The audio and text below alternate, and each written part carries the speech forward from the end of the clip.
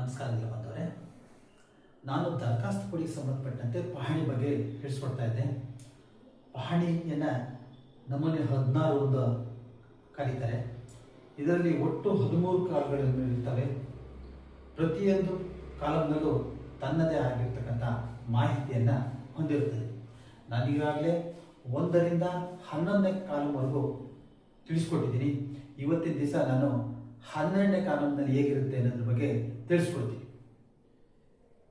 ಪ್ರತಿಯೊಂದು ವರ್ಷವೂ ಕಂದಾಯ ವರ್ಷವೆಂದು ಜೂನ್ 1ರಿಂದ ಪ್ರಾರಂಭವಾಗಿ ಮೇ ಅಂತ್ಯದವರೆಗೆ ಕೊನೆಗೊಳ್ಳುತ್ತೆ.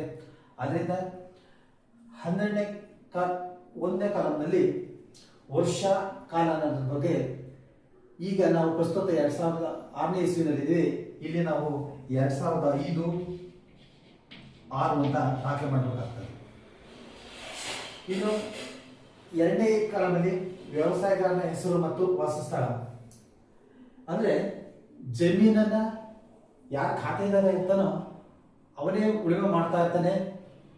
ಒಂದೊಂದು ಸಾರಿ ಇಲ್ಲಿ ಖಾತೆದಾರ ಬೇರೆ ಆಗಿರ್ತಾನೆ, ಉಳುಮೆದಾರ ಬೇರೆ ಆಗಿರ್ತಾನೆ. ಅಂದರೆ ಹೆಸರು ಇಲ್ಲಿ ಖಾತೆದಾರ ಒಂದೊಂದು ಸರಿ ಗುತ್ತಿಗೆ ನೀಡಿರ್ಬೋದು, ಗೇಣಿ ನೀಡಿರ್ಬೋದು, ಅಥವಾ ಇನ್ನಿತರೆ ಅವರಿಗೆ ಪಾಲು ಭಾಗ ಮಾಡಿ ಕೊಟ್ಟಿರ್ಬೋದು. ಇದರಿಂದಾಗಿ ಇಲ್ಲಿ ವ್ಯವಸಾಯಗಾರನ ಹೆಸರು ಬೇರೆ ಇರುತ್ತೆ. ಹಾಗೂ ಅವನ ವಾಸಸ್ಥಳ ಹೆಸರು ಇಲ್ಲಿ ದಾಖಲಿಸಬೇಕಾಗುತ್ತೆ.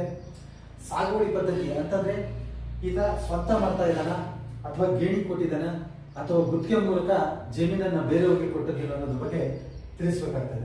ಇನ್ನು ಉಳುವವನೇ ಭೂಮಿಯ ಒಡೆಯ ಅನ್ನೋ ಕಾನೂನು ಜಾರಿಗೆ ತಂದ ನಂತರ 12 ನಲ್ಲಿ ಹೆಸರಿರ್ತಕ್ಕಂಥ ವ್ಯವಸಾಯಗಾರರು ನಮೂನೆ 7ರಲ್ಲಿ ಅರ್ಜಿ ಸಲ್ಲಿಸಿದಾಗ ಸಂಬಂಧಪಟ್ಟಂತ ಅಧಿಕಾರಿಗಳು ಸ್ಥಳ ಪರಿಶೀಲನೆ ಮಾಡಿ ವ್ಯವಸಾಯಗಾರರು ಉಳುಮೆ ಮಾಡಿಕೊಂಡು ಜಮೀನನ್ನು ಅನುಭವಿಸ್ತಾ ಇದ್ರೆ ಸಂಬಂಧಪಟ್ಟವರಿಗೆ ಕಾಲಂ ನಂಬರ್ 9ಕ್ಕೆ ಹೆಸರನ್ನ ದಾಖಲಿಸಲು ಕಾನೂನಲ್ಲಿ ಅವಕಾಶವನ್ನ ಕಲ್ಪಿಸಲಾಗಿದೆ.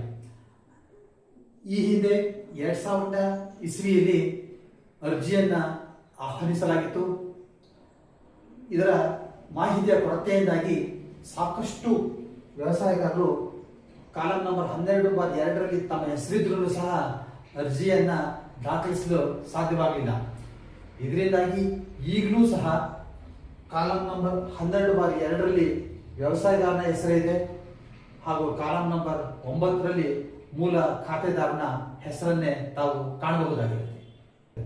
ಗೇಣಿಯ ವಿವರ ಅಂದ್ರೆ ಮೂಲ ಖಾತೆದಾರ ತಾನು ಉಳುಮೆ ಮಾಡದೆ ಬೇರೆ ಯಾರಾದ್ರೂ ಉಳುಮೆ ಮಾಡಕ್ಕೆ ಕೊಟ್ಟಿದ್ರೆ ಜಮೀನನ್ನ, ಅಂತಹ ಸಂದರ್ಭದಲ್ಲಿ ಗೇಣಿಯ ವಿವರಗಳನ್ನ ದಾಖಲಿಸಬೇಕಾಗ್ತದೆ. ಎಷ್ಟು ವಿಸ್ತೀರ್ಣವನ್ನ ಗೇಣಿ ಕೊಟ್ಟಿದ್ದೇನೆ ಅಂದ್ರೆ ಸರ್ವೆ ನಂಬರ್ನ ಪೂರ್ವ ವಿಸ್ತೀರ್ಣನ ಅಥವಾ ಪೈಕಿ ವಿಸ್ತೀರ್ಣನ ಇಲ್ಲಿ ದಾಖಲಿಸಬೇಕಾಗ್ತದೆ. ಗುತ್ತಿಗೆ ಸಂಬಂಧಪಟ್ಟಂತೆ ಯಾವುದೇ ಷರತ್ತುಗಳು ಕರಾರು ಮಾಡಿಕೊಂಡಿದ್ರಂತೆ ಅದರ ಬಗ್ಗೆ ಇಲ್ಲಿ ದಾಖಲಿಸಬೇಕಾಗ್ತದೆ. ಇನ್ನು ಭೂಮಿಯ ಉಪಯೋಗ, ಇಲ್ಲಿ ವರ್ಗ ಅಂತ ಇದೆ.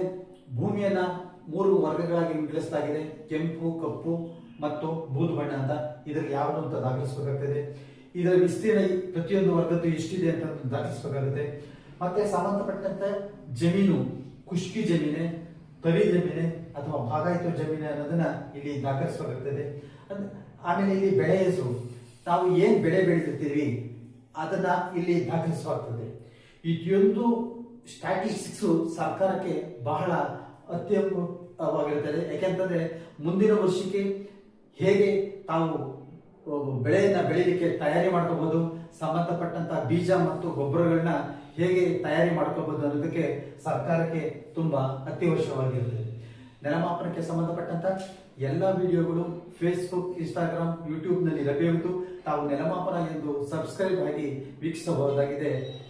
ಇನ್ನು ಪಾಣಿಯ ಕಾಲಂ ನಂಬರ್ 13ಕ್ಕೆ ಸಂಬಂಧಪಟ್ಟಂತೆ ಮುಂದಿನ ಸಂಚಿಕೆಯಲ್ಲಿ ನಾನು ವಿವರವಾಗಿ ತಿಳಿಸಿಕೊಡ್ತೀನಿ. ನಮಸ್ಕಾರ.